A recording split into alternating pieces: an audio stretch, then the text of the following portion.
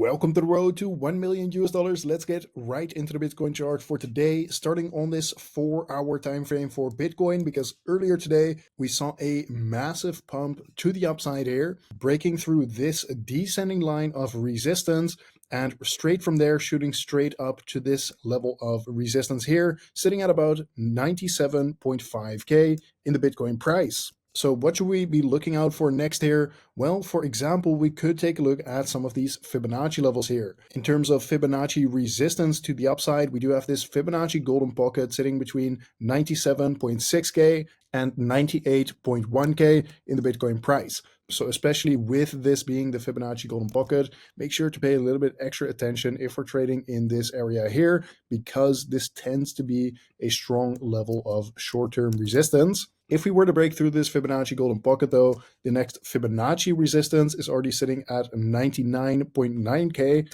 However, do take note of the fact that we do have some short-term resistance sitting right below that at about 99.5K. As far as Fibonacci support to the downside goes, we do have this 0.5 level sitting at about 96K, which we are currently holding as a level of support. And below that, we do have this 0.382 Fibonacci level sitting at 94.4K, 5K roughly speaking. So these are just some of the short-term levels that I am watching for Bitcoin right now. Next, taking a look at this 1-day time frame for Bitcoin, because this is technically speaking still in a downtrend. Yes, even with this double bottom that we talked about previously, there is still just technically speaking a downtrend here, even if we got a big push to the upside on those lower time frames. So that is something to be aware of. So long as we are trading below that descending trend line, it is still completely on the table that Bitcoin just rolls over at this point. Now, that's not a call or a prediction. I'm simply telling you what I'm seeing in the charts here, and you can do with that information what you like.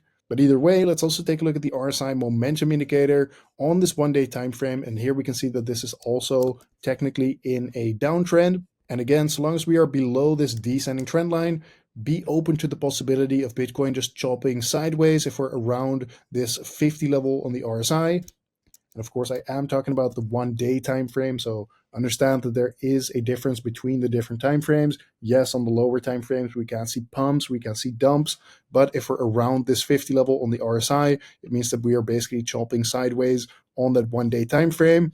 And of course, if we start moving below that 50 level on the RSI, that means that we are getting some bearish momentum on that 1-day time frame. Now, if you're looking for a longer term type of confirmation of another move to the upside here, then look for a break of this descending line of resistance, because we have seen this many times in the past where we break that downtrend in the RSI, and this actually turns out to be the actual move that leads us into this next big pump for Bitcoin. And I do think if we were to break this descending line of resistance, we might chop around for a little bit or see a retest of that descending trend line. However, I do think it is very likely at that point that Bitcoin is heading into overbought territory on this RSI once again, which is whenever we are above this 70 level. And that also means that we are at that point seeing pretty extreme bullish momentum. And actually, one last thing on this RSI, which I've talked about many times as I've covered this quite extensively, after we actually got this third touch point with this descending trend line confirming that it is actually a trend. Regardless, one thing to take note of is that, like, if you're going to use this as confluence, like this actual break of the descending trend line, know that you are not getting in at the exact lows if you see this break. However, you will have a higher probability setup than if you're trying to long it right now, or for example, when you were at these lows. So if you're longing it here and then using that as a long-term swing type of trade, yes, of course, you can turn out to be correct. However, know that you are taking on more risk by not waiting for some kind of technical confirmation that we are actually breaking this downtrend. Now, the most bullish case right now that would really solidify for me that we are actually getting a move much higher for Bitcoin is if we're going to break this level here, sitting at about 102.2K, because at that point we are making higher highs in the Bitcoin price once again on that 1-day time frame, pointing towards potentially another move much higher for Bitcoin. So that is another last thing that I'm looking out for on this 1-day time frame right now. Next, let's take a quick look at the Bitcoin liquidation heat map. We now have a much clearer picture here, which you can see. We wicked down to this exact level of liquidity at about 90K, leaving only some liquidity here at about 86,000, but having grabbed the majority of the liquidity. And since then, we of course saw a bit of a bounce to the upside, to say the least. And now looking at it from the perspective of the 2-week time frame,